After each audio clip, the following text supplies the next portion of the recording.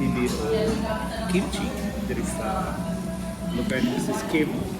Muna yung favorite na Korean restaurant. Muna yung favorite na appetizer, kimchi.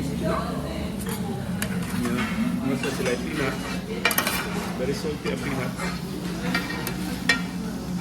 Is it tawag any earth? I just Salad, sir. Salad naman. it's just with cabbage,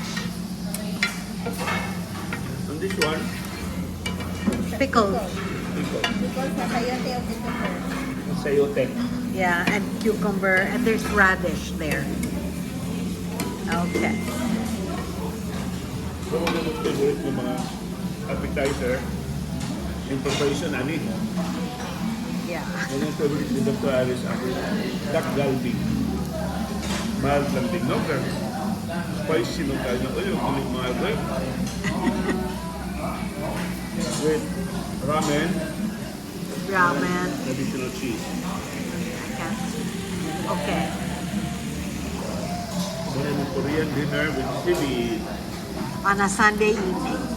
Second time pa rin ni Sibby na dine out with us. Sibby, hi! Hindi Yeah. of pork. Ay, di man siya na Korean lang. Pork. Niya. Bye-bye. Okay, bye-bye.